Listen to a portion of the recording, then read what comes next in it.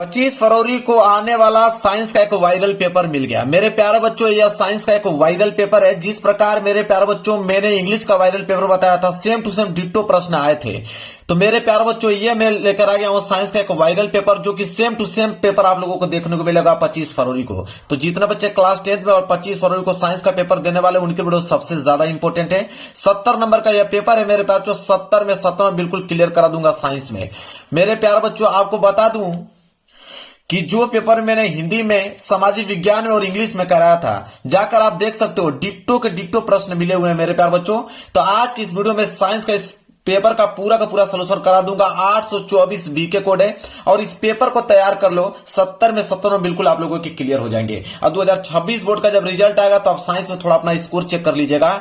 95 plus score रहने वाला है साइंस में आप लोगों का। एडमिट कार्ड लेकर जाना, एडमिट कार्ड से अनुक्रमांक और नाम यहाँ पे लिख लेना है। और इस पेपर को हल करने के लिए भी सेम टाइम उतना ही मिलेगा, 3 घंटे 15 मिनट। नीचे आप लोगों का सामान्य निर्देश दिया गया, निर्देश यहीं पे पढ़ के मैं आप लोगों को बता दूंगा, वहां पे पढ़ने की कोई आवश्यकता आप लोगों को नहीं पड़ेगी। पहला निर्देश बोला है कि प्रारंभ के 15 मिनट परीक्षार्थियों को प्रश्न पत्र पढ़ने के लिए निर्धारित है। बोला कि शुरू के 15 मिनट आपको टाइम मिलेगा इस पेपर को पढ़ने के लिए और 3 घंटे में इस पेपर को सॉल्व करना होगा। तो 25 फरवरी को जब यह पेपर मिलेगा आपको, तो एक काम कीजिएगा कि 15 मिनट का समय निकालकर एक बार पूरे के पूरे पेपर को पढ़ लीजिएगा और ट्रिक लगाते चलिएगा। जो जो प्रश्न आ रहा है ना, आपको ट्रिक लगाते चलिएगा और उन प्रश्नों को सबसे पहले आप लोगों को करना है। इसके बाद बोला है कि प्रश्न पत्र 2 खंडों में, खंड अ तथा खंड ब में विभाजित है। यह पेपर 2 खंडों में बना हुआ है। एक तो आएगा सबसे पहले खंड अ, इसके बाद आएगा आप लोगों का खंड ब। इसके बाद तीसरा है कि खंड अ तथा खंड ब में 3 उपखंड दिए रहेंगे। उपखंड क, ख, ग में विभाजित है। कह रहा है कि खंड अ में भी 3 उपखंड रहेंगे, खंड ब में भी 3 उपखंड रहेंगे। देखिए, साइंस में 3 उपखंड इसलिए आता है क्योंकि यहाँ पे फिजिक्स, केमिस्ट्री, बायोलॉजी तीनों के अलग अलग उपखंड बनते हैं इसमें। इसके बाद चौथा है कि प्रश्न पत्र के खंड अ में बहुविकल्पीय प्रश्न है, जिसमें सही विकल्प का चुनाव करके OMR शीट पर नीले अथवा काले बॉल पॉइंट पेन से सही विकल्प वाले गोले को पूर्ण रूप से भरे। कहने का मतलब मेरे प्यारे बच्चों यह है कि खंड में बहुविकल्पीय प्रश्न रहेंगे। कितने? तो टोटल 20 बहुविकल्पीय प्रश्न रहेंगे और इसी 20 में फिजिक्स के भी प्रश्न रहेंगे, केमिस्ट्री के और बायोलॉजी के। तीनों मिलाकर 20 नंबर का बहुविकल्पीय प्रश्न बनेगा। 20 प्रश्न 20 नंबर के लिए बनेगा, क्योंकि ऑलरेडी देखिए यहाँ पे बोल रखा है कि खंड अ में बहुविकल्पीय प्रश्न है तो प्रत्येक प्रश्न के लिए 1 अंक निर्धारित है। मतलब एक प्रश्न 1 नंबर के लिए पूछा जाएगा, इसलिए 20 प्रश्न 20 नंबर के लिए हो जाएगा। इसके बाद आएगा आपका खंड ब। खंड ब में आपके वर्णनात्मक प्रश्न रहेंगे, जो कि कितने नंबर के लिए रहेंगे? 50 नंबर का वर्णनात्मक प्रश्न रहेगा। बोला है कि प्रत्येक प्रश्न के सम्मुख उनके निर्धारित अंक दिए गए हैं। हर एक प्रश्न के आगे लिखा हुआ मिलेगा कि प्रश्न 1 नंबर का है या 2 नंबर का है या 4 नंबर का है या 6 नंबर का है। जितना भी नंबर का कोई भी प्रश्न होगा उसके सामने लिखा हुआ मिलेगा। इसके बाद है कि खंड ब के प्रत्येक उपखंड के सभी प्रश्न एक साथ करना आवश्यक है और प्रत्येक उपखंड नए पृष्ठ से प्रारंभ किया जाए। इसका मतलब यह है कि खंड ब में 3 उपखंड है, एक आपका क, एक आपका ख और एक आपका ग। ठीक है, फिजिक्स का, केमिस्ट्री का, बायोलॉजी का, और तीनों उपखंड को करना अनिवार्य है। और फिजिक्स का जब समाप्त हो जा रहा है, केमिस्ट्री को करने जा रहे हो, तो नए पेज से आप प्रारंभ कीजिए। इसी तरह बायोलॉजी वाले जब खंड को करोगे तो नए पेज से उसको लिखना प्रारंभ कीजिए, यही बोला है। लास्ट निर्देश है कि सभी प्रश्न अनिवार्य, इसमें जितने भी प्रश्न दिए गए सारे प्रश्न करना अनिवार्य है। मेरे प्यारों को यह था निर्देश पढ़ के पूरा डिटेल में आप लोगों को समझा दिया। पेपर इधर से स्टार्ट हो रहा है, मैं पेपर आप लोगों को दिखाता हूं। देखिए मेरे प्यारे बच्चों, यहां से पेपर स्टार्ट है। सबसे पहले आया है खंड अ, और खंड अ में मेरे प्यारे बच्चों दिया हुआ है बहुविकल्पीय प्रश्न, और सबसे पहले आया है उपखंड क। उपखंड क में मतलब फिजिक्स वाला प्रश्न सबसे पहले आया है। इसके बाद केमिस्ट्री आएगा, इसके बाद बायोलॉजी आएगा। देखिए 20 प्रश्न है, जो कि एक नंबर के हिसाब से 20 नंबर आपको मिलेगा। और पहला प्रश्न देखिए क्या है। अब बहुत सिंपल प्रश्न है, कई बार इस प्रश्न को पढ़ा चुका हूं मेरे पास, वही पेपर में आ गया है। बोला है कि किसी वस्तु का आभासी एवं आकार में बड़ा प्रतिबिंब बनाने के लिए कौन से दर्पण का प्रयोग करना चाहिए। अब आप ही बताइए कि किसी वस्तु का आभासी और आकार में बड़ा प्रतिबिंब बनाना हो तो कौन से दर्पण का हम प्रयोग करेंगे। मेरे प्यारों बच्चों, सबको मालूम है कि वो दर्पण कौन सा होगा, अवतल दर्पण का प्रयोग होगा। बी वाला जो है बिल्कुल राइट आंसर हो जाएगा। 1 नंबर क्लियर हो गया, बताइए 1 नंबर हो गया कि नहीं। इसके बाद है क्वेश्चन नंबर दूसरा कि किसी वस्तु का अगर आभासी आकार में बड़ा प्रतिबिंब बनाने के लिए कौन से लेंस का प्रयोग करना चाहिए। देखिए कितना दिमाग से एग्जामिनर ने प्रश्न बनाया है। यहां पे वही प्रश्न है लेकिन यहां पे दर्पण का प्रयोग पूछा है, वहां पे डिट्टो वही प्रश्न है लेकिन यहां पे लेंस का प्रयोग पूछा है कि किसी वस्तु का अगर आपको आभासी और आकार में वस्तु से बड़ा प्रतिबिंब बनाना होगा तो किस लेंस का प्रयोग करेंगे मेरे प्यारे बच्चों? तो यहां पे जस्ट उत्तल लेंस हो जाएगा। दर्पण की अगर बात करें तो अवतल दर्पण, लेंस की बात करें तो उत्तल लेंस हो जाएगा। याद रखिएगा मेरे प्यारे बच्चों, देखिए किस प्रकार प्रश्न बना हुआ है। इसके बाद एक नंबर यहां से भी क्लियर हो गया। इसके बाद तीसरा है कि आकाश के नीले रंग दिखने का कारण होता है। भाई आकाश हमें नीला रंग दिखाई देता है, आखिरकार उसका कारण क्या होता है? किस कारण की वजह से आकाश नीला रंग का दिखाई देता है मेरे प्यारे बच्चों? तो प्रकाश के प्रकीर्णन के कारण मेरे प्यारे बच्चों। यहां पे सी वाला ऑप्शन जो है बिल्कुल राइट आंसर हो जाएगा। आगे बढ़ते हैं, थोड़ा सा जूम कर दूं ताकि क्वेश्चन आपको स्पष्ट दिख पाए, बड़ा बड़ा दिख पाए, थोड़ा सा छोटा दिख रहा है। अब सही है क्वेश्चन नंबर 4 कि प्रकाश की चाल अधिकतम होती है। तो प्रकाश की चाल अधिकतम होती है मेरे प्यारे बच्चों, किस में अधिकतम होती है यह बताना है। तो मेरे प्यारे बच्चों जल में, कांच में, हीरे में, निर्वात में। निर्वात में मेरे प्यारे बच्चों प्रकाश की चाल अधिकतम होगी, क्योंकि निर्यात में जो है कण हैं जो दूर दूर होते हैं मेरे प्यारे बच्चों, और प्रकाश तीव्र गति से बाहर निकल जाता है, इसलिए उसकी स्पीड ज्यादा होती है किसमें? निर्वात में। याद रखिएगा डी वाला जो है बिल्कुल करेक्ट आंसर हो जाएगा। इसके बाद बोला क्वेश्चन नंबर 5वां कि यदि 3 विभिन्न मानों के प्रतिरोधों को श्रेणी क्रम समायोजन में जोड़ा जाए तो उन सभी में निश्चित रूप से एक ही मान होगा। अब मेरे प्यारे बच्चों ये बोला है कि 3 प्रतिरोध हैं, मान लीजिए R1, R2 और R3। कह रहा है कि श्रेणी क्रम में अगर इन्हें जोड़ दिया जाए, मेरे प्यारे बच्चों इन्हें अगर श्रेणी क्रम में जोड़ दिया जाए तो कह रहा है कि इन सभी निश्चित रूप में एक मान जो होगा समान होगा। किसका मान समान होगा? तो मेरे बार जो प्रत्येक प्रतिरोध में प्रवाहित होने वाले विद्युत धारा का मान, मतलब आई का मान तीनों में क्या हो जाएगा मेरे प्यारे बच्चों? सेम होगा। इस बात को आप नोट कर लेना, तीनों में आई का मान सेम होगा, इसलिए सी वाला ऑप्शन जो है बिल्कुल राइट आंसर हो जाएगा। आगे क्वेश्चन नंबर 6 कि किसी विद्युत परिपथ में किसी प्रतिरोध के सिरों के बीच विभवांतर की इकाई होती है। मेरे प्यारे बच्चों विभवांतर की इकाई क्या होती है? सारे बच्चों को मालूम होगा कि क्या होता है? वोल्ट होता है। सी वाला ऑप्शन जो है बिल्कुल करेक्ट आंसर हो जाएगा। इतना सिंपल है मेरे प्यारे बच्चों, आपको क्या बताया जाए। जाइए 70 में 70 नंबर लेकर आइए। 7वां प्रश्न है कि एक चुंबकीय क्षेत्र में क्षेत्र के लंबवत स्थित विद्युत धारावाही चालक पर लगने वाले बल की दिशा होगी। बहुत इंपॉर्टेंट है मेरे प्यारे बच्चों, तो बल की दिशा कहां पे होगी यह बताना है यहां पे। तो देखिए इन दोनों दिशाओं के लंबवत होगी, ठीक है। ये एक चुंबकीय क्षेत्र में अगर क्षेत्र के लंबवत स्थित विद्युत धारावाही चालक पर लगने वाला बल का दिशा पूछा है ना, तो इन दोनों दिशाओं की क्या हो जाएगा? लंबवत हो जाएगा। सी वाला ऑप्शन जो होगा बिल्कुल करेक्ट आंसर हो जाएगा। एक नंबर यहां से भी क्लियर हो गया। चलिए यहां से स्टार्ट हो गया आप लोगों का उपखंड ख। अब उपखंड ख में मेरे प्यारे बच्चों केमिस्ट्री वाला प्रश्न रहेगा। इसमें जो रहेगा मेरे प्यारे बच्चों केमिस्ट्री वाला प्रश्न पूछा जाएगा। तो चलिए देखते हैं, प्रश्न संख्या 8 में से स्टार्ट है। बोला है कि एल्केन का सामान्य सूत्र है।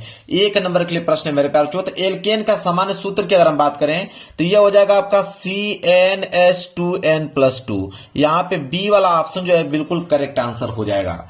इसके बाद आगे प्रश्न संख्या 9। प्रश्न संख्या 9 है कि निम्नलिखित में समजातीय श्रेणी है। 4 ऑप्शन दिया हुआ है आप लोगों को। बोला है कि उपयुक्त के संदर्भ में सही विकल्प कौन सा होगा। तो समजातीय श्रेणी की अगर हम बात करें मेरे प्यारे बच्चों तो इसमें देखिए एक आपका हो जाएगा C2H4 तथा C3H6, एक हो जाएगा आपका कि HCHO तथा CH3CHO, मतलब A और C जो है बिल्कुल करेक्ट आंसर हो जाएगा। इसलिए पहला और तीसरा मेरे प्यारे बच्चों यहाँ पे डी वाला ऑप्शन जो होगा बिल्कुल करेक्ट आंसर हो जाएगा। देख रहे हैं कितना बेहतरीन तरीके से क्वेश्चन को पूछा गया है। इसके बाद है क्वेश्चन नंबर 10वां कि निम्नलिखित में से कौन सी धातु ठंडे जल के साथ हाइड्रोजन गैस बनाती है। मेरे प्यारे बच्चों ठंडे जल के साथ हाइड्रोजन गैस कौन बनाता है ये पूछा है इसमें। तो ये आपका पोटेशियम। अगर पोटेशियम के साथ अगर हम यहाँ पे ठंडे जल की अभिक्रिया करा दे मेरे प्यारे बच्चों तो उत्पाद के तौर में देखेंगे आप कि हाइड्रोजन गैस उत्पन्न होगा। ठीक है, क्लियर है। तो वो कौन सी धातु है? पोटेशियम धातु है, याद रखिएगा। 1 नंबर यहां से भी क्लियर हो गया।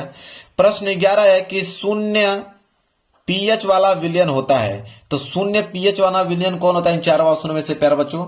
तो वह है आपका अम्लीय। क्या है? अम्लीय मेरे प्यारे बच्चों। ए वाला ऑप्शन जो है बिल्कुल करेक्ट आंसर हो जाएगा। 1 नंबर यहां से भी क्लियर हो गया। चलिए आगे बढ़ते हैं। क्वेश्चन नंबर 12 देखिए क्या है। कह रहा है कि सूर्य के प्रकाश एवं पर्णहरित की उपस्थिति में कार्बन डाइऑक्साइड तथा जल के संयोजन से निम्नलिखित में से कौन सा यौगिक बनता है। तो मेरे प्यारे बच्चों कौन सा यौगिक बनाता है इसमें आपको बताना है। तो यहां पे देखिए सूर्य के प्रकाश एवं प्रहरित की उपस्थिति में कार्बन डाइऑक्साइड और जल के संयोजन से जो यौगिक बनता है वो ग्लूकोज बनता है, क्योंकि भोजन जो पौधा होता है भोजन इसी प्रकार अपना ग्रहण करता है। ठीक है, तो ए वाला ऑप्शन जो होगा बिल्कुल राइट आंसर हो जाएगा। 1 नंबर यहां से भी क्लियर हो गया आप लोगों का। इसके बाद देखिए 13वां प्रश्न क्या दिया हुआ है। 13वां प्रश्न है मेरे प्यारे बच्चों कि निम्नलिखित रासायनिक समीकरण को पूर्ण करने में कौन सा यौगिक जो है वो प्रयुक्त होगा। बताना यहाँ पे क्या भरा जाएगा। इधर है आपका CH3COON और यहाँ पे CH4 और Na2CO3। बताना कि इस बीच में क्या भरा जाएगा। ठीक है, अब ध्यान से आप लोग नोटिस करें तो देखिए मेरे प्यारे बच्चों यहाँ पे कौन सी चीजें नहीं दिख रही है आपको, तो देखिए कितना आसान तरीके से आप निकाल पाएंगे। अब इधर दिमाग लगाइए कि CH3 यहाँ पे हाइड्रोजन 3 है, यहाँ पे हाइड्रोजन 4 है, मतलब एक हाइड्रोजन तो हमको चाहिए भाई चाहिए, इतना तो हमको मालूम चल गया। इधर देखिए आपका ऑक्सीजन 3 है, इधर ऑक्सीजन 2 ही है, तो एक ऑक्सीजन भी चाहिए हमको, तो ये भी चीज क्लियर हो गया। अब ध्यान दीजिए मेरे प्यारे बच्चों, इधर सोडियम 1 है, इधर सोडियम 2 है, मतलब एक सोडियम भी हमें चाहिए, तो बन जाएगा क्या इससे कि NaOH, इतना चीज हमको चाहिए। देखिए दिख रहा है ऑप्शन में, बिल्कुल बी वाला ऑप्शन जो होगा बिल्कुल करेक्ट आंसर हो जाएगा। देखिए कितना दिमाग से हमने इसका आंसर पता कर दिया। अब यहां से उपखंड ग स्टार्ट हो रहा है, मतलब बायोलॉजी वाला प्रश्न यहां से स्टार्ट हो रहा है, प्रश्न संख्या 14 से। बायोलॉजी वाला प्रश्न देखिए क्या, प्रश्न संख्या 14 कि पौधों में फ्लोएम का कार्य होता है। मेरे प्यारे बच्चों फ्लोएम पूछा है कि फ्लोएम का कार्य होता है। ठीक है, देखिए फ्लोएम, तो फ्लोएम मेरे प्यारे बच्चों एफ मतलब क्या होता है, फूड, फूड मतलब क्या होता है, भोजन, भोजन का मतलब कि खाद, भोजन का मतलब क्या होता है, खाद, मतलब खाद्य पदार्थों का स्थानांतरण। ठीक है, कभी कभी पूरा डायरेक्ट दे देता है यहाँ पे भोजन का स्थानांतरण, ठीक है, या भोजन का संवहन दे देता है, याद रखिएगा। तो सी वाला ऑप्शन जो है बिल्कुल राइट आंसर हो जाए, चाहे वो भोजन का संवहन दे चाहे खाद्य पदार्थों का स्थानांतरण दे, दोनों चीज एक ही आप याद कर लीजिएगा।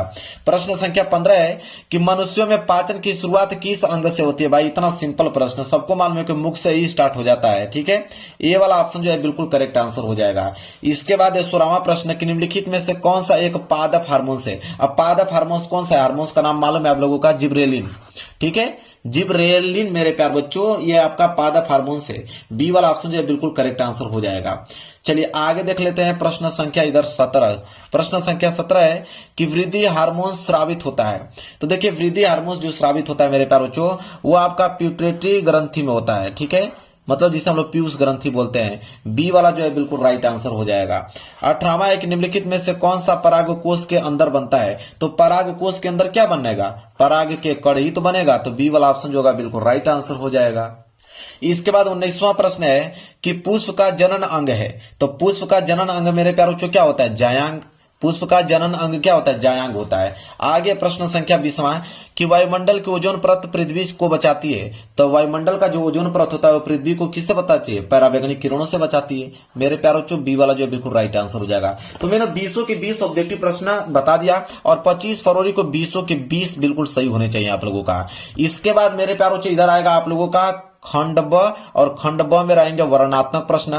कितने नंबर के लिए, 50 नंबर के लिए। और इसमें भी सबसे पहले उपखंड क आया है, मतलब सबसे पहले फिजिक्स वाला प्रश्न यहाँ पे पूछा गया है। देखिए प्रश्न संख्या 21 क्या है मेरे प्यारे बच्चों, प्रश्न संख्या 21 न्यूमेरिकल पूछ लिया। ठीक है, न्यूमेरिकल पूछ लिया है। प्रश्न जो है ये 21वां कितने नंबर के लिए मेरे प्यारे बच्चों, 4 नंबर के लिए पूछा है। देखते हैं, बोला है कि एक मोटर बाइक पर पीछे से आ रहे किसी अन्य वाहन को देखने के लिए 4 मीटर वक्रता त्रिज्या वाला एक उत्तल दर्पण लगा है। बाइक से पीछे आ रहे एक वाहन जिसकी दूरी मोटर बाइक से किसी समय 8 मीटर है, तो गणना करके बताइए कि उसका प्रतिबिंब दर्पण से कितनी दूरी पर और कहां बनेगा। ये पूछा है न्यूमेरिकल वाला प्रश्न है। अभी मैं सॉल्व करके इसको 4 नंबर क्लियर कराता हूं। देखिए कैसे सॉल्व करेंगे, ध्यान से पहले आप लोग समझिएगा मेरे प्यारे बच्चों। सबसे पहले हम लोग लिखते हैं कि दिया है। ठीक है, मैं थोड़ा पेन चेंज कर लेता हूं। सबसे पहले हम लोग लिखेंगे कि दिया है, ध्यान से देखिएगा। सबसे पहले हम लोग लिखेंगे कि दिया है। क्या दिया है, तो बोला है यहां पे कि एक मोटर बाइक पर पीछे से आ रहे किसी अन्य वाहन को देखने के लिए 4 मीटर वक्रता त्रिज्या, वक्रता त्रिज्या दिया हुआ है मेरे प्यारे बच्चों, मतलब आर का वैल्यू हमको दिया हुआ है। आर का वैल्यू दिया हुआ है कितना है, 4 मीटर। तो आर का वैल्यू हो जाएगा, यहां पे लिखेंगे हम लोग 4 मीटर, तो आर का वैल्यू दिया हुआ है। इसके बाद बोला है कि बाइक से पीछे आ रहे हैं एक वाहन जिसकी दूरी मोटर बाइक से किसी समय 8 मीटर दूर पे है, मतलब दर्पण से वस्तु की दूरी। तो दर्पण से वस्तु की दूरी को हम लोग u से दर्शाते हैं और u का वैल्यू दिया हुआ है मेरे प्यार बच्चों 8 मीटर। अब u हमेशा मेरे प्यार बच्चों किस में रहता है, माइनस में रहता है, बात आपको भी मालूम है। इसके बाद क्या दिया हुआ है, तो बोला है यहां पे, तो गणना करके बताइए कि उसकी प्रतिबिंब दर्पण में कितनी दूरी पर कहां बनेगा, मतलब u का वैल्यू पूछा हुआ हमसे। ठीक है, चलिए u का वैल्यू तो हमको दे दिया, v का वैल्यू पूछा है, प्रतिबिंब की स्थिति पूछा है ना, सॉरी v का वैल्यू हमसे पूछा हुआ है। अब मेरे प्यारों जो देखिए कितना आसान तरीके से हम लोग लगाएंगे। अब आप ये बताइए, जब r की वैल्यू मालूम है तो हम क्या f की वैल्यू निकाल सकते हैं, बिल्कुल निकाल सकते हैं। तो f की वैल्यू हो जाएगा मेरे प्यारों, f बराबर फार्मूला होता है r/2। तो यहाँ पे r का वैल्यू कितना दिया हुआ है 4, तो 4/2 जब कटाओगे मेरे प्यारे बच्चों आ जाएगा यहाँ पे 2 मीटर। मतलब f का वैल्यू मतलब फोकस दूरी कितना आ गया, 2 मीटर आ गया। क्लियर है, कोई दिक्कत नहीं। अब यहाँ पे हम लोग लगाएंगे दर्पण सूत्र।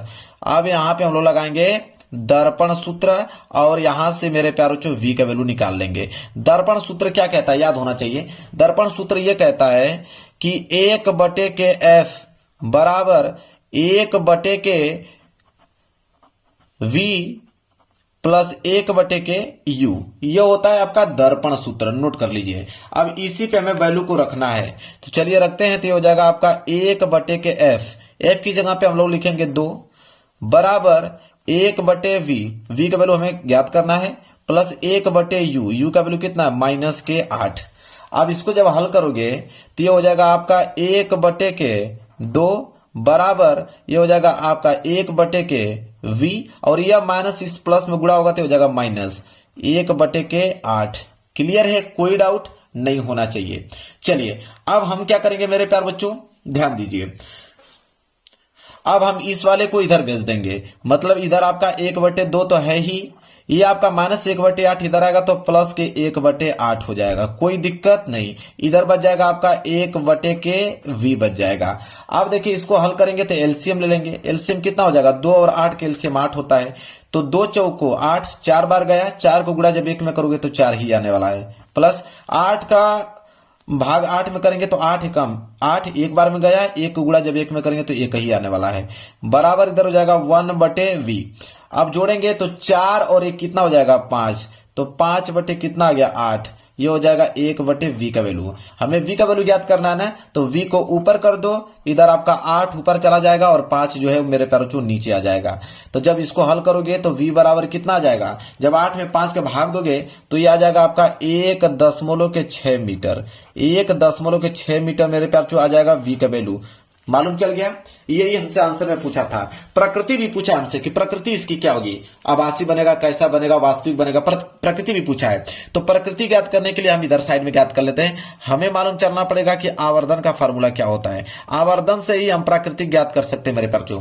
तो प्रकृति ज्ञात करने के लिए आवर्धन का फॉर्मूला होता है मेरे प्यारों m बराबर -v/ku, यह प्रकृति ज्ञात करने का फॉर्मूला होता है आवर्धन का।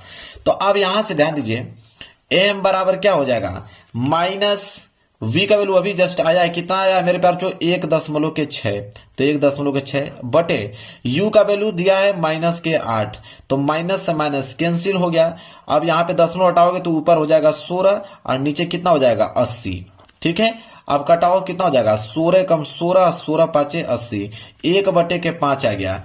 1/5 का मतलब कितना होता है मेरे प्यारों चो, जब भाग दोगे तो 0.2, 0.2 आ गया मेरे प्यारों चो, प्लस में आया है, किस में आया है, प्लस में। और जब प्लस में आ जाए m का वैल्यू तो मेरे प्यारों चो याद रखिएगा कि आभासी तथा सीधा बनता है, आभासी तथा सीधा बनता है जब पॉजिटिव रहता है। तो समझ में आ गया ना, कितना आसान तरीके से एक स्टेप बाय स्टेप में बताया हूं उसका, ताकि आपका 1 नंबर ना छूटे। 4 नंबर क्लियर हो गया। चलिए आगे बढ़ते हैं अगले प्रश्न की तरफ। प्रश्न संख्या 22 देखिए, प्रश्न संख्या 22 में मेरे प्यारे बच्चों बोला यहाँ पे कि निकट दृष्टि दोष से पीड़ित एक व्यक्ति अधिक से अधिक 80 मीटर की दूरी तक ही देख सकता है।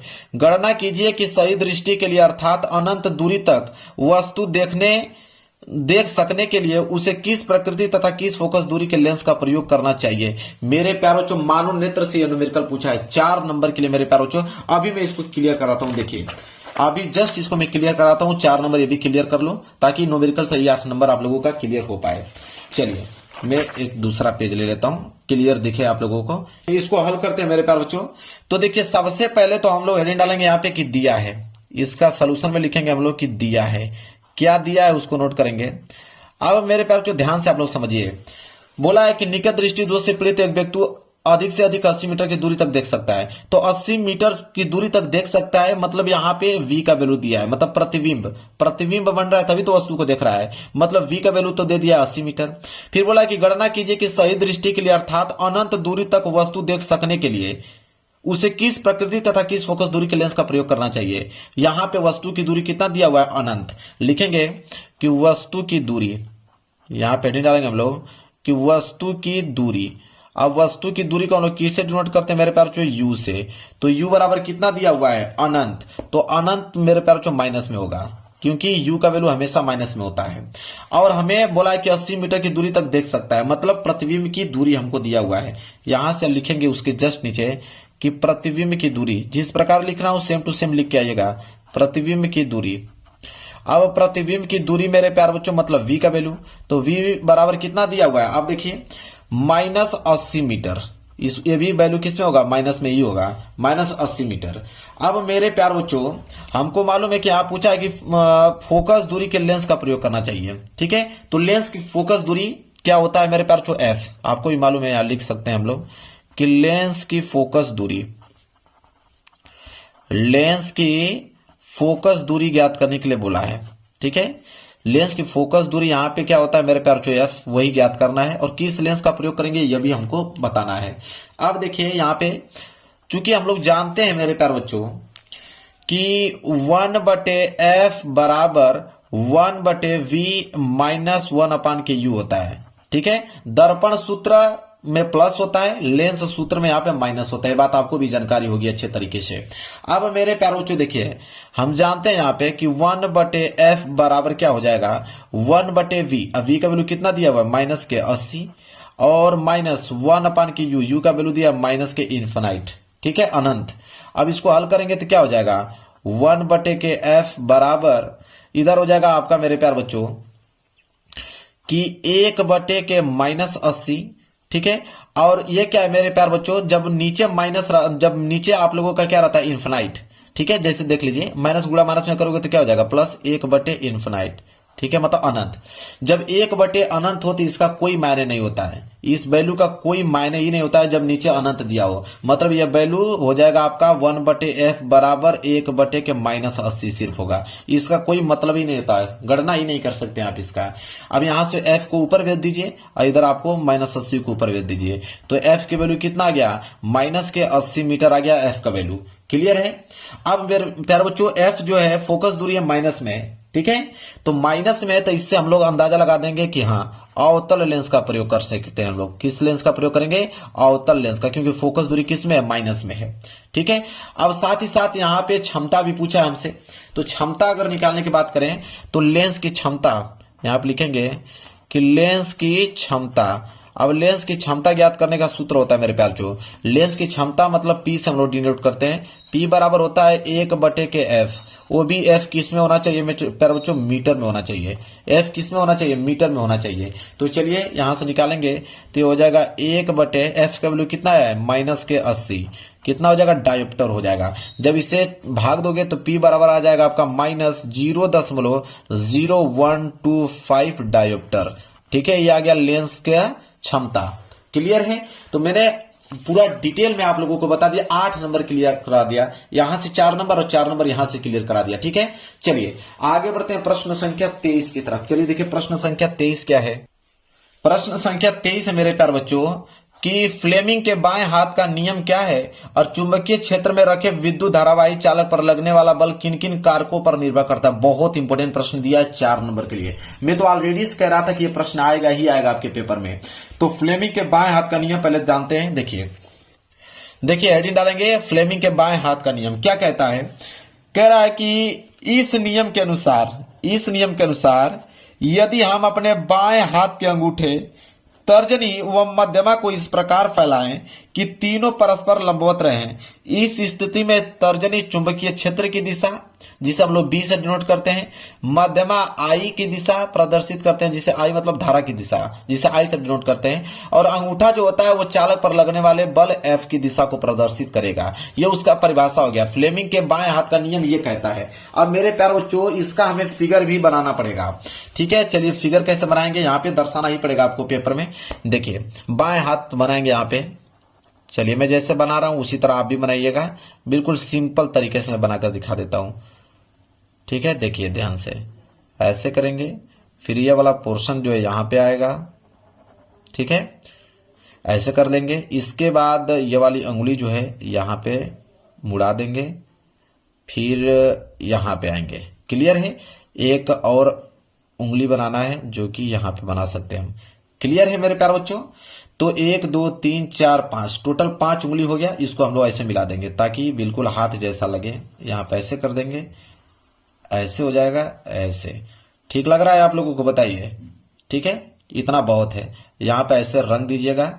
ठीक है, ऐसे आप लोगों को कलर कर देना है ताकि अंगुली दिखे। ठीक है, बस इतना काम कर देना है। अब मेरे प्यारे बच्चों यहां पे नामकरण करना है। तो वही बोला है मेरे प्यारे बच्चों। देखिए क्या बोला है, बोला है इसमें ऑलरेडी लिखा हुआ है मेरे प्यारे बच्चों कि बाएं हाथ के अंगूठे तर्जनी व मध्यमा को इस प्रकार फैलाएं कि तीनों परस्पर लंबवत हों। देखिए यही है, इस तरह यह हाथ दिख रहा है मेरा, सेम ऐसे ही है। तीनों एक दूसरे के लंबवत, ये भी 90 अंश का कोण बना रहा है, ये भी 90 अंश का कोण बना रहा है, साथ ही साथ ये भी 90 अंश का कोण बना रहा है। तीनों लंबवत हैं। तो मेरे प्यारे बच्चों वही बोला है कि जो तर्जनी अंगुली होती है वह चुंबकीय क्षेत्र की दिशा को दर्शाती है। तर्जनी मतलब यह वाला अंगुली। तो यह जो है मेरे प्यारे बच्चों किसको दर्शा रहा है, चुंबकीय क्षेत्र को। तो यहां पे लिख दीजिएगा आप लोग कि यह जो है वह चुंबकीय क्षेत्र को दर्शा रहा है। यह हो गया चुंबकीय क्षेत्र। और मध्यमा, मध्यमा मतलब बीच वाली अंगुली, मध्यमा किसको दर्शा रहा है, धारा को, मतलब विद्युत धारा को दर्शा रहा है। तो यहां पे लिख सकते हैं आप लोग विद्युत धारा को दर्शा रहा है। ठीक है, और अंगूठा जो होता है वो चालक पर लगने वाले बल को। तो यहां पे ये जो देख रहे हो आप लोग, ये चालक पर लगने वाले बल को, चालक पर बल, चालक पर लगने वाले बल को दर्शाता है मेरे प्यारे बच्चों। ठीक है, क्लियर है। इसी को हम लोग कहते हैं मेरे प्यारे बच्चों यहां पे कि एफ बी आई। इस तरह आप याद कर सकते हो सूत्र, एफ बी आई। एफ मतलब चालक पर लगने वाले बल, अंगूठा, तर्जनी जो होता है मेरे पास जो, बी मतलब चुंबकीय क्षेत्र को, आई मतलब मध्यमा विद्युत धारा को दर्शाता है। क्लियर है मेरे प्यारे बच्चों, समझ में आ गया आप लोगों को। चलिए, तो फ्लेमिंग के बाएं हाथ का नियम इस तरह लिखना है। पहले आप लोग इसका डिफिनेशन लिखिएगा। डिफिनेशन लिखने के बाद मेरे प्यारे बच्चों यहां पे चित्र बना दीजिएगा, काम हो जाएगा आप लोगों का। चलिए, इसके बाद बोला है क्वेश्चन नंबर 24। क्वेश्चन नंबर 24 है मेरे प्यारे बच्चों कि घरेलू विद्युत परिपथ की व्यवस्था को चित्र बनाकर स्पष्ट रूप से आप लोगों को समझाना है। 6 नंबर के लिए प्रश्न आ गया। चलिए बिल्कुल एकदम डिटेल में आप लोगों को समझाता हूं। यह देखिए मेरे प्यारे बच्चों, यह है। तो सबसे पहले हम बताएं चित्र, आप लोग इस तरह ये सर्किट बना लीजिएगा। ये सर्किट में मेरे प्यारे बच्चों ये आपका भू संपर्क तार है। क्या है, भू संपर्क तार, जिसे अर्थिंग बोलते हैं मेरे प्यारे बच्चों। ठीक है, अर्थिंग बोलते हैं। और अर्थिंग की अगर हम बात करें तो किस रंग का होता है, हरे रंग का होता है। घरों में जो वायरिंग होता है तो भू संपर्क तार जो होता है मेरे प्यारे बच्चों हरे रंग का होता है। फिर आता है विद्युतमय तार। विद्युतमय तार को बोलते हैं मेरे प्यारे बच्चों हम लोग फेज। ठीक है, जो कि किस रंग का होता है, लाल रंग का होता है। किस रंग का होता है, लाल रंग का होता है। फिर उदासीन तार आता है, सबको मालूम है। उदासीन तार मतलब न्यूट्रल तार, जो कि किस रंग का होता है, काला रंग का होता है, काला रंग का। ठीक है, इसके बाद देखिए ये आपका फ्यूज है, ये आपका विद्युत मापी है। जैसे यहां पे है कि विद्युत बक्स जिसमें मुख्य स्विच और प्रत्येक परिपथ के लिए पृथक फ्यूज लगे होते हैं। ठीक है, यहां से सर्किट से इस्तेमाल करते हैं। तो पहले आप लोग ये पूरा का पूरा चित्र बना लीजिएगा क्योंकि ऑलरेडी चित्र बोला है। फिर इसके बाद उसमें लिखिएगा मेरे प्यारे बच्चों, यहाँ पे इसमें लिखिएगा कि प्रत्येक अलग अलग परिपथ में अलग अलग उपकरणों को विद्युतमय और उदासीन तारों के बीच जोड़ा जा सकता है। प्रत्येक उपकरण के पास धारा के प्रवाह को चालू बंद करने के लिए एक अलग से स्विच होता है। ठीक है, अलग से देखिए स्विच यहाँ पे लगा हुआ है। फिर बोला है कि प्रत्येक उपकरण में समान विभवांतर होने के क्रम में वे एक दूसरे के समांतर जुड़े होते हैं और परिपथ में फ्यूज ओवरलोडिंग के कारण उपकरणों और सर्किट को होने वाले नुकसान से बचाता है। यहाँ पे सर्किट लगा होता है ताकि कोई भी शॉर्ट करे तो यहाँ पे वो स्विच जो है नीचे गिर जाए, कोई नुकसान न होए। फिर बोला है कि ओवरलोडिंग तब हो सकती है जब लाइव वायर और न्यूट्रल वायर सीधे और संपर्क में आते हैं। कह रहा है कि ओवरलोडिंग तभी होगा जब लाइव तार मेरे प्यार बच्चों और न्यूट्रल तार सीधे संपर्क में आपस में जुड़ जाएं, तब ओवरलोडिंग होता है। क्लियर है? यही हमसे प्रश्न पूछा था, इतना आप लोगों को मेरे प्यार बच्चों नोट कर लेना है। चलिए, और कह रहा है कि अगर ये प्रश्न नहीं करना चाहते हैं तो अथवा करके एक प्रश्न और पीछे दिया है, उसको आप कर सकते हैं। देखिए, ये भी 6 नंबर के लिए, इसको आप कर सकते हैं। बोला है कि दिए गए परिपथ में पहला है कि कुल प्रतिरोध ज्ञात करना है, दूसरा है कि सेल से प्रवाहित धारा ज्ञात करना है, तीसरा है कि 0.8 ओम प्रतिरोध के सिरों पर विभवांतर ज्ञात करना है। आप ये चित्र देख सकते हो, यहां पे आपको समांतर करण में 6 ओम और 2 ओम को समांतर क्रम में जोड़ा गया है, फिर 0.8 ओम को श्रेणी क्रम में जोड़ा गया है 12 वोल्ट से मेरे प्यार बच्चों। अब इसी को हल करके जो तीनों क्वेश्चन पूछा है उसको हमें ज्ञात करना है। चलिए एक एक करके ज्ञात करते हैं। सबसे पहले मेरे प्यार बच्चों हम लोग ज्ञात करेंगे यहाँ पे कुल प्रतिरोध। ठीक है, कुल प्रतिरोध जो है पहला हम लोग ज्ञात करेंगे, जो कि दिया हुआ है यहाँ पे। कुल प्रतिरोध हमें ज्ञात करना है कि कुल प्रतिरोध क्या होगा। 3 क्वेश्चन पूछा है, 2-2 नंबर के हिसाब से 6 नंबर मिलेगा। देखिए, कुल प्रतिरोध ज्ञात करने के लिए मेरे प्यार बच्चों हम देखेंगे कि यहाँ पे V का वैल्यू कितना दिया हुआ है, 12 वोल्ट। ठीक है, तो दिए गए परिपथ में लिखेंगे यहाँ पे कैसे कि दिए गए परिपथ में, जैसे मैं लिखा हूं उसी तरह लिखना है। दिए गए परिपथ में V का वैल्यू दिया हुआ है मेरे प्यार बच्चों 12 वोल्ट। V का वैल्यू कितना दिया हुआ है, 12 वोल्ट दिया गया है। अब देखिए, अब ध्यान से कह रहा है कि कुल प्रतिरोध निकालना है। बोला है कि 6 ओम और 2 ओम किस क्रम में जोड़ा हुआ है, समांतर क्रम में। तो आपको लिखना पड़ेगा यहाँ पे कि 6 ओम तथा 2 ओम के प्रतिरोध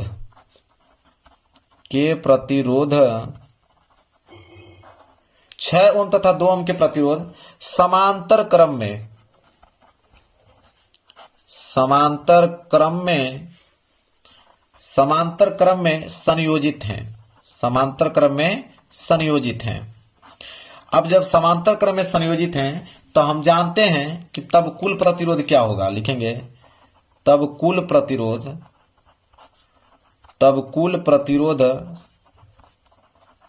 अगर टोटल प्रतिरोध निकालना होगा तो सूत्र क्या कहता है, 1/R1, मतलब पूरा टोटल प्रतिरोध बराबर क्या होगा, 1/R1। 1/R1 का मतलब 6 ओम प्लस 1/R2 कितना है, 2 ओम। हल करेंगे मेरे प्यार बच्चों तो एलसीएम कितना हो जाएगा इसका, 6 कम 6 एक बार हो जाएगा, 2 तिहाई 6 3, इधर हो जाएगा 1/R बराबर। ठीक है, तो यहां पे हो जाएगा आपका 1/R1 बराबर 3 और 1 4/6। ठीक है, हमें यहां से R1 निकालना है तो 6 ऊपर चला जाएगा और 4 नीचे, तो 2 तिहाई 6 और 2 दूनी के 4, 3/2 आ गया। 3/2 का मतलब मेरे प्यारे बच्चों 1.5 ओम। तो टोटल प्रतिरोध कितना आया, 1.5 ओम नहीं। अभी टोटल निकला कहां है, टोटल अभी नहीं निकला है मेरे प्यारे बच्चों। अभी तो सिर्फ हम लोगों ने 6 ओम और 2 ओम को जोड़ा है। तो इसका प्रतिरोध टोटल कितना आया, यहाँ पे 1.5 ओम आया है। अब यह 1.5 ओम और 0.8 ओम अब किस क्रम में हो गया, श्रेणी क्रम में। अब इसको हल करेंगे हम लोग। ठीक है, तो ये आपका 1.5 ओम जो है इसको हमने R1 दिया है नाम। अब लिखेंगे कैसे, देखिए अब यहां पे लिखेंगे कि R1 प्रतिरोध, लिखेंगे कि R1 प्रतिरोध को 0.8 ओम, ठीक है, ये वाला के साथ श्रेणी क्रम में संयोजित करने पर, श्रेणी क्रम में संयोजित करने पर कुल प्रतिरोध, ये हेडिंग है। अब यहां से अब ये दोनों श्रेणी क्रम में जुट गया। अब इसका टोटल प्रतिरोध क्या होगा उसको देखिए। तो इसका R2 हम मान लेते हैं। तो इसका श्रेणी क्रम में क्या होता है कि दोनों प्रतिरोध को आपस में जोड़ दीजिए, मतलब R1 वाला और 0.8 ओम, इन दोनों को जोड़िए। तो R1 का वैल्यू कितना दिया है, 1.5 प्लस ये आपका 0.8 जोड़ोगे तो टोटल हो जाएगा मेरे प्यारे बच्चों R2 2 दशमलव के कितना हो जाएगा, 8 5 13 3, 2.3 ओम जो है मेरे प्यारे बच्चों ये आ गया R2। मतलब यह जाके टोटल प्रतिरोध है। कुल प्रतिरोध कितना आ गया, टोटल 2.3 ओम प्रतिरोध टोटल आ गया। यह हमने पहला क्वेश्चन कर दिया सॉल्व। पहला क्वेश्चन जो कुल प्रतिरोध पूछा था यह सॉल्व हो गया। अब हमसे क्या पूछा है कि सेल से प्रवाहित धारा, दूसरा यही पूछा था। चलिए अब ये निकालते हैं।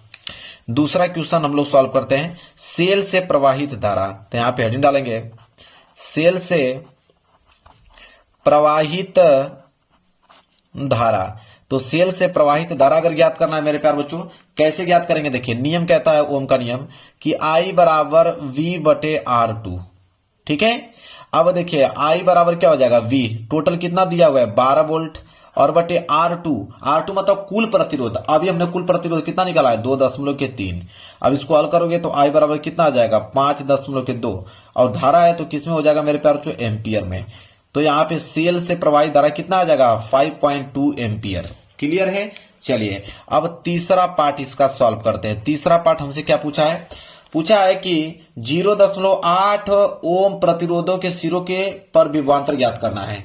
चलिए तो यहां आप लिखेंगे कि 0.8 ओम प्रतिरोधों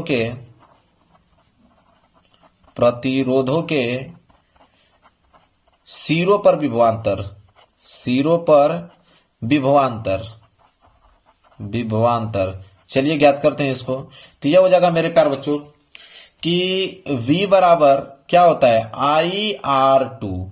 तो यहां से V का वैल्यू विभवांतर निकालूं तो I कितना है, टोटल धारा कितना दिया है 5.2, और R2 मतलब R2 का वैल्यू सिर्फ किसका पूछा है 0.8 ओम का पूछा है। तो यहां पे लिखेंगे 0.8।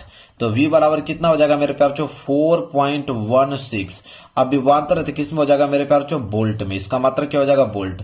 अब तीनों पार्टों को मैंने अच्छे तरीके से यहाँ पे सॉल्व करके आप लोगों को समझा दिया है ताकि यहाँ पे 6 नंबर क्लियर हो पाए। तो दोनों मैंने बता दिया, एक पिछला वाला भी और ये वाला, दोनों में से कोई एक ही आपको पेपर में करना है। अब यहां से स्टार्ट होगा मेरे प्यार बच्चों आप लोगों का उपखंड ख। देखिए यहां से स्टार्ट होगा उपखंड ख, मतलब केमिस्ट्री वाले प्रश्न यहां से अभी स्टार्ट होंगे। देखिए प्रश्न संख्या 25 क्या बोला है केमिस्ट्री वाला कि निम्नलिखित अभिक्रियाओं के लिए संतुलित समीकरण लिखे। अब संतुलित समीकरण लिखना है मेरे प्यार बच्चों।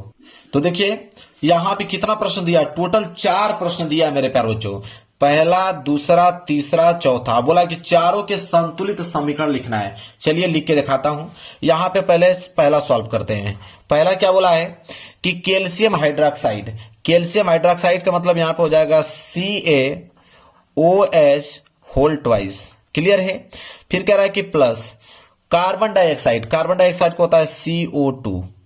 इसके बाद कह रहा है कि जब ये आपस में अभिक्रिया करता है तो कैल्शियम कार्बोनेट बनाता है। कैल्शियम मतलब Ca, कार्बोनेट का मतलब CO3। कैल्शियम कार्बोनेट बनाता है, प्लस जल बनाता है। जल का मतलब यहां पे हो गया H2O बनाता है। अब यहां पे संतुलित करना है। तो देखिए यहां पे मेरे प्यार बच्चों ऑलरेडी ये जो मेरे प्यार बच्चों वो क्या है संतुलित है। ऑलरेडी जो है यह क्या है संतुलित है। इसे संतुलित करने की कोई आवश्यकता नहीं है।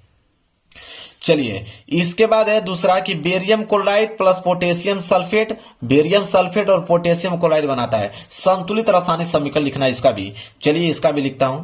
तो ये दूसरा है तो यहां पे लिखेंगे दूसरा। क्या बोला है बेरियम क्लोराइड मतलब हो जाएगा BaCl2, ये हो जाएगा बेरियम क्लोराइड। इसके बाद प्लस क्या बोला है पोटेशियम सल्फेट, पोटेशियम मतलब K2, सल्फेट का मतलब SO4। क्या मिलके बनाता है बेरियम सल्फेट बनाता है, मतलब BaSO4 बनाता है। इसके बाद प्लस और क्या बनाता है पोटेशियम बनाता है। ठीक है, पोटेशियम क्लोराइड बनाता है। तो पोटेशियम मतलब के, क्लोराइड का मतलब Cl, मतलब KCl। संतुलित करना तो यहाँ पे इसके आगे सिर्फ आप 2 लगा दीजिए मेरे प्यारों को, ऑलरेडी ये क्या हो गया संतुलित हो गया। क्लियर है। चलिए अब तीसरा करना है। यहां पे हम लोग डालेंगे तीसरा। देखिए तीसरा हम लोग संतुलित करके दिखाते हैं। तीसरा क्या है मेरे प्यार बच्चों, तीसरा कहां गया, यहां पे जिंक सल्फ्यूरिक अम्ल, जिंक सल्फेट बनाता है और हाइड्रोजन बनाता है। चलिए बिल्कुल। अब यहां पे ध्यान देने योग्य बातें हैं कि जिंक है, और जिंक सबको मालूम है कि Zn मतलब जिंक होता है, प्लस सल्फ्यूरिक अम्ल मतलब प्यार बच्चों H2SO4, ये हो गया आपका सल्फ्यूरिक अम्ल। और क्या बनाता है जिंक सल्फेट बनाता है, मतलब ZnSO4 बनाता है जिंक सल्फेट। और प्लस क्या बनाता है यहाँ पे हाइड्रोजन मतलब H2 बनाता है। संतुलित करना तो इसके आगे 2 लगा दीजिए और कहीं लगाने की जरूरत नहीं है, संतुलित हो गया। क्लियर है। चलिए अब लास्ट है यहाँ पे चौथा। ठीक है, चौथा देखिए बोला है कि silver nitrate plus zinc chloride मिलके silver chloride plus zinc nitrate बनाता है। तो देखिए सिल्वर नाइट्रेट मतलब AgNO3, तो AgNO3 हो गया यहाँ पे। इसके बाद प्लस करा कि जिंक क्लोराइड बनाइए। तो जिंक का क्लोराइड मतलब Cl2 हो गया। इसके बाद मिलके क्या बनाता है, सिल्वर क्लोराइड। सिल्वर मतलब मेरे प्यारे बच्चों Ag, क्लोराइड का मतलब Cl, ठीक है। इसके बाद जिंक नाइट्रेट बनाता है, तो जिंक नाइट्रेट मतलब Zn, और नाइट्रेट मतलब NO3 होल ट्वाइस, ऐसे लिखेंगे। संतुलित की अगर हम बात करें तो इसके आगे आप 2 लगा दीजिए और इसके आगे आप 2 लगा दीजिए, बिल्कुल संतुलित हो गया। मैंने चारों संतुलित रासायनिक समीकरण इसके लिख दिया मेरे प्यारे बच्चों, नोट कर लो। यह है बिल्कुल संतुलित रासायनिक समीकरण। क्लियर है, 4 नंबर क्लियर हो गया। अब हम आगे बढ़ेंगे प्रश्न संख्या 26 की तरफ। प्रश्न संख्या 26 है कि निम्नलिखित का कारण आपको समझाना है, 4 नंबर मिलेगा, ठीक है। कारण सहित समझाना है इसका मेरे प्यारे बच्चों। अब यहां से ध्यान दीजिए, पहला बोला है कि एक जस्ते की छड़ को कॉपर सल्फेट के विलयन में डालने पर उसका नीला रंग धीरे धीरे गायब हो जाता है। तो देखिए इसका कारण लिखेंगे 25 का और 26 का ए वाला, कि सही उत्तर जिंक सल्फेट का निर्माण होता है। मतलब इसका क्या हो जाएगा, जिंक सल्फेट का निर्माण। जब जिंक की अधिक अभिक्रियाशीलता के कारण कॉपर सल्फेट के विलयन में जिंक मिलाया जाता है तो कॉपर को जिंक से बदल दिया जाता है और जिंक सल्फेट बन जाता है, और प्रक्रिया के दौरान विलयन का रंग नीले से क्या हो जाता है, रंगहीन में बदल जाता है। यही कारण होता है मेरे प्यारे बच्चों। कारण पूछा था ना, कारण इतना ही आप लोगों को मेरे प्यारे बच्चों लिख देना है। इसके बाद है कि आयनिक यौगिकों के गलनांक उच्च होते हैं, इसका क्या कारण होता है, ठीक है। तो देखिए इसका कारण हम लोग लिखेंगे कि आयनिक यौगिकों का गलनांक कुछ होता है क्योंकि इनमें विपरीत आवेशित आयनों के बीच मजबूत आकर्षण बल होता है, और आयनिक यौगिकों धनात्मक और ऋणात्मक आयनों से मिलकर बने होते हैं, और इन आयनों के बीच विद्युत बल के कारण मजबूत आकर्षण बल होता है। इसके बाद लिखिएगा कि इस आकर्षण बल या आयनिक बंधन को तोड़ने के लिए बहुत ज्यादा ऊष्मा ऊर्जा की जरूरत होती है। आयनिक यौगिकों में कई मजबूत बंधन होते हैं, इसलिए इन्हें तोड़ने के लिए काफी मात्रा में ऊर्जा की जरूरत होती है। आयनिक यौगिकों में क्रिस्टल जालक में बहुत ज्यादा आयनिक बंध होते हैं, इन पर काबू पाने के लिए बहुत ज्यादा तापीय ऊर्जा की जरूरत होती है, और आयनिक यौगिक बहुत ही ज्यादा क्या होते हैं, कठोर होते हैं। क्लियर है मेरे प्यारे बच्चों, मैंने यहाँ पे आयनिक यौगिकों के गलनांक उच्च होते हैं, इसका मैंने कारण बता दिया। मतलब इतना ज्यादा वो मजबूत हो जाते हैं मेरे प्यारे बच्चों कि उसमें अगर उसको तोड़ने के लिए काफी ऊर्जा की आवश्यकता होती है। इसके बाद क्वेश्चन नंबर 27 है मेरे प्यारे बच्चों, देखिए क्या है कि उदासीनीकरण अभिक्रिया क्या है, इसके 2 उदाहरण आपको लिखना है मेरे प्यारे बच्चों, ठीक है। चलिए देखते हैं इसका आंसर। देखिए इसका आंसर होगा कि उदासीनीकरण अभिक्रिया किसे कहते हैं। हेडिंग डालिएगा उदासीनीकरण अभिक्रिया, लिखिएगा कि जब कोई अम्ल व क्षार आपस में क्रिया करता है, लवण व जल बनाते हैं, जिसे उदासीनीकरण अभिक्रिया कहते हैं। मतलब देखिए अगर अम्ल और क्षार मिलकर लवण प्लस जल बनाता है, उसी को हम लोग बोलते हैं उदासीनीकरण अभिक्रिया। उदाहरण हमसे पूछा है ना, चलिए उदाहरण नोट कीजिए। उदाहरण लिखिए इसका, एक हो जाएगा आपका HCl, ठीक है, जिसे हम लोग बोलते हैं हाइड्रोक्लोरिक अम्ल, प्लस NaOH, ये आपका हो जाएगा एक सोडियम हाइड्रोक्साइड जो कि क्षार है। तो हमने एक अम्ल ले लिया और एक हमने क्षार ले लिया, आपस में मिलकर क्या बनाएगा, लवण बनाएगा, मतलब NaCl बनाएगा, और जल मतलब मेरे प्यारे बच्चों H2O बनाएगा। एक उदाहरण कंप्लीट हो गया। एक उदाहरण और देख लीजिए मेरे प्यारे बच्चों, इसका उदाहरण एक और है। जैसे मान लीजिए मैंने HCl ले लिया और प्लस मैग्नीशियम हाइड्रोक्साइड ले लिया, ठीक है, और इसको जब मैंने मिलाया, क्षार है या आपका अम्ल है, तो लवण बनेगा क्या मेरे प्यारे बच्चों, ठीक है, ये बन जाएगा MgCl2, और जल बनेगा मतलब H2O बनेगा। संतुलित की बात करें तो यहाँ पे 2 लगा दीजिएगा और यहाँ पे आप 2 लगा लीजिएगा, ये आपका संतुलित हो गया। तो 2 उदाहरण मैंने बता दिया, हालांकि एक ही उदाहरण लिखना था इसमें। क्लियर है। इसके बाद बोला है कि भर्जन को उदाहरण सहित समझाइए, कि भर्जन क्या है, उदाहरण सहित समझाना है। चलिए देखिए भर्जन की अगर हम बात करें तो यहाँ पे लिखिए कि भर्जन, हेडिंग डालने के बाद लिखिएगा कि जब सांद्रित अयस्क को वायु की उपस्थिति में उसके गलनांक से कम तापमान पर तीव्रता से गर्म किया जाता है तो इसे हम लोग बोलते हैं भर्जन, और यह मुख्यतः सल्फाइड अयस्कों के लिए प्रयुक्त किया जाता है। उदाहरण की अगर हम बात करें मेरे प्यारे बच्चों, तो उदाहरण इसका देख लीजिए। तो एक उदाहरण नोट कीजिए यहाँ पे, ये हो जाएगा आपका ZNS, जिसे हम लोग बोलते हैं जिंक सल्फाइड अयस्क, और प्लस ऑक्सीजन ले लेता हूं यहाँ पे O2, और ये आपस में मिलकर बनाएगा जिंक ऑक्साइड, मतलब ZNO, और प्लस सल्फर डाइऑक्साइड SO2। तो यहाँ पे आप 2 लगा लीजिए, यहाँ पे आप 2 लगा लीजिए, यहाँ पे आप 3 लगा लीजिए, यहाँ पे 2। एक उदाहरण हमने बता दिया।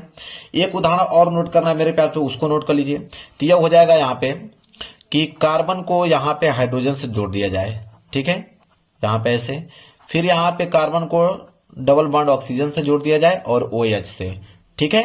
अब मेरे प्यार बच्चों या तो इस तरह लिख सकते हो या तो आप यहाँ पे ऐसे लिख सकते हो, ठीक है, इतना लिख सकते हैं, या तो आप एक ही उदाहरण लिख दीजिए, इतना काफी है आप लोगों के लिए, क्योंकि यह आप डिफिकल्ट याद भी नहीं कर पाएंगे जब इसमें हम रिएक्शन कराएंगे। तो इतना लिख लीजिए, बहुत सफिशियंट है, एक ही उदाहरण पूछा था ना, हो जाएगा आपका काम।